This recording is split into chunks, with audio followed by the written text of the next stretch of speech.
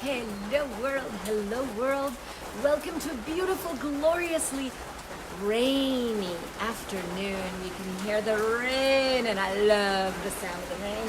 You can hear it dancing on the trampoline. Yeah, I know, I said I liked you, and it got stronger. I love the contribution of nature. I love the contribution of, wow, of every molecule, especially when I'm willing to play. Considering when I was getting the little selfie stand-up stick and I was getting the book and I was getting all this stuff together, it hadn't really started to rain. And then it just drizzled. Then when I said, I don't care, I'm doing the the Facebook Live anyway, it just went full on. Like, I am so willing to contribute to you. Here I am, receive my contribution, and here it is. So I hope you can hear me. And if you don't, hey, this is for my entertainment anyway too. And I've got a live audience. Annabeth is here, furry furball of magnitude, totally willing to receive what this is. And the cats are over there, peeking at me and wondering. So, question that I had today was, what is it that we have about this addiction to being right? There's so much that we try to figure out in our world. There's so much where we go into cognitive. And anytime a new idea or a new possibility comes our way, we tend to go into reject mode. Like, uh-oh, this doesn't align with whatever I already believe. Therefore, that doesn't have room in my world.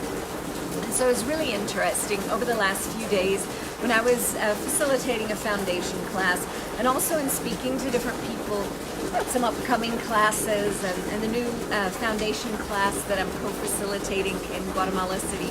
Just, had me wonder about some of these tools, and had me wonder about how many of us really choose to hold on to our points of view rather than look at what else is available.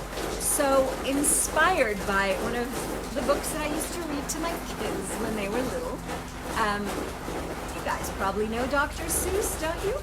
So one of his books, it's not that well known, in here is the story of the Zacks. And I'm going to use this to illustrate a little bit about what we think is right, what we think is wrong, and then how we end up fighting and fighting and fighting for the rightness of our point of view rather than looking at what else is available. One day, making tracks in the prairie of Cracks, came a north-going Zacks and a south-going Zacks. And it happened that both of them came to a place where they bumped. There they stood, foot to foot, face to face. Look here now, the north-going Zacks said. I say, you are blocking my path. You are right in my way. I'm a north-going Zacks, and I always go north. Get out of my way now and let me go forth. Friendly little critters, aren't they? Who's in whose way? Snapped the south-going Zacks. I always go south making south-going tracks. So you're in my way, and I ask you to move and let me go south in my south-going groove. Then the north-going Zacks puffed his chest up with pride.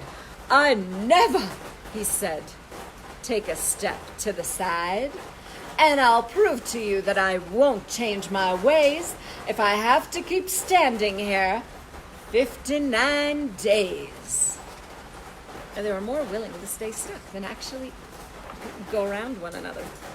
And I'll prove to you, yelled the south-going Zacks, that I can stand here in the prairie of Cracks for 59 years. For I live by a rule that I learned way back in south-going school. Never budge. That's my rule. Never budge in the least. Not an inch to the west, not an inch to the east. I'll stay here, not budging. I can and I will, if it makes you and me and the whole world stand still. Did the world stand still? I think not. Well, of course the world didn't stand still. The world grew. And in a couple of years, a new highway came through. And they built it right over those two stubborn Zacks and let them stand there, unbudged in their tracks. They even put a little Zack's overpass or bypass standing right over where they were. They weren't willing to go out and create their lives. They weren't willing to go out and have fun. They weren't willing to see, well, what else could I choose here? How could I get around this? What else is available to me? If I wasn't so intent on having the rightness of my point of view and not budging, what else would be available to me? And we tend to do that a lot. We tend to do that with lots of things that we come into contact with. We tend to do that with points of view, that other experiences, other ideas, things that maybe don't quite jive with our beliefs, with our points of view. And what I've received a lot from the amazing, phenomenal, funky tools of Access Consciousness is that there's always something different available. There's always something else available. And what if I didn't necessarily know, like there wasn't one particular way that something ought to be? What else would be available? And there's a question that we've been playing with in Access over the last few months, and I love this. If I know not this, what else is possible? If I weren't defending a point of view, if I didn't make it seem like this is the only thing that could be, what else is possible? What else is available? What else could I see that I hadn't been willing to see because I've been wearing these blinders that show me that this is the only thing that's possible? That's another great one. Hello, kitty cat. Another fantastic question is, what else is possible? What else is possible now that I've never even considered, that I've never imagined, that hasn't even crossed my mind before? That way, I'm not busy defending the past, defending how, well, this is the way I've always done it. This is the way I was taught in South-going school, if we're going to put it in Zach's talk. What else is possible? That if I didn't live to defend it all the time, I would actually be open to seeing infinite possibilities all around me. So, sure, we could defend the rightness of our point of view, stick 'em up, and go for it that way. Or we could actually ask, what else is possible here? What else would I be willing to see if I know not this? But I know what I know. I know that the truth will always make me feel lighter. I know that something else is always possible. I know that I'm living in an abundant universe that has my back and is filled with infinite possibilities. I know those things. But if I know not about how this works, I don't have to reject it. If I know not, some conclusion about this is the only way to heal or the only way to change or the only way, well, then I can receive far more. I have got a little painted rock here.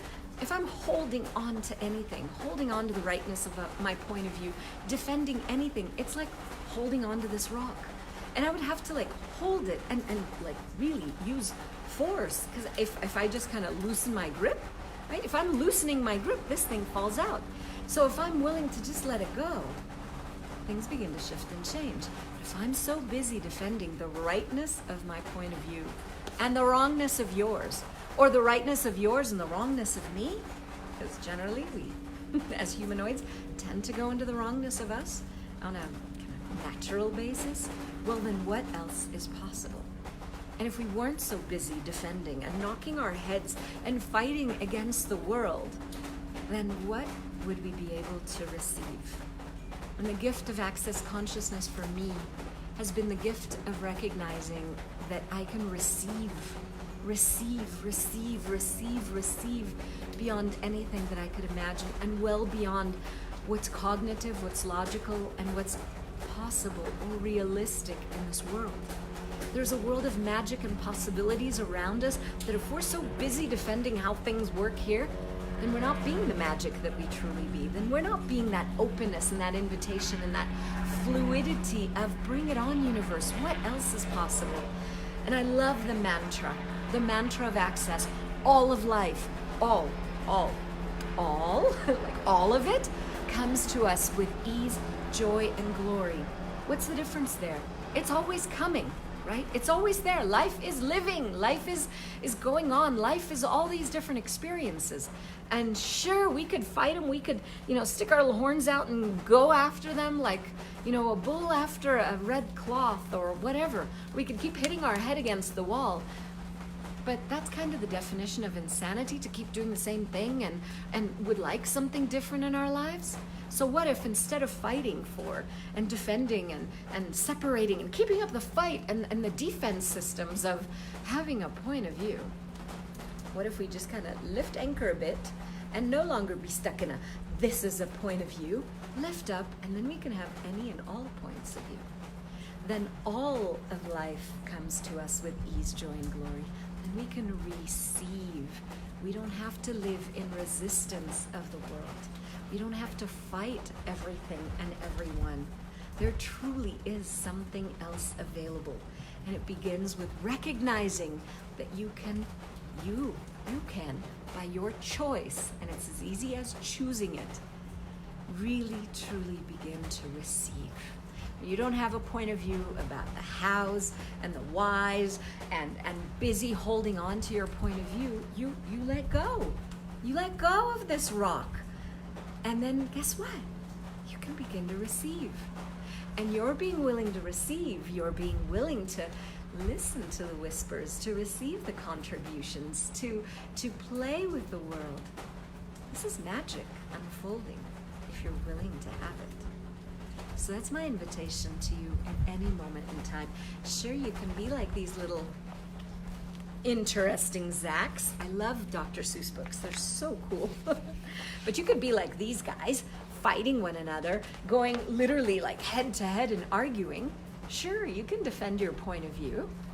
Or you can say, what else is possible here?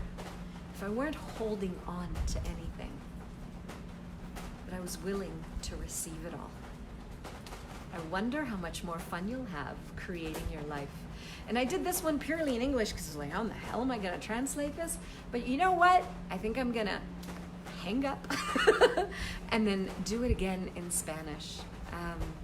So how does it get any better? Hope this was a contribution for you. Again, my name is Rachel Silber, and I'm lots of different things, including being a certified facilitator of access consciousness. And if you'd like to have weird and wacky and phenomenal tools that will change your world, then find somebody. Go to the www.accessconsciousness.com website, find me, find anyone you resonate with, and go play. Go discover. Go let go of some of that gravity they told you is so real on this planet, and start to find out what's true for you. Arrivederci.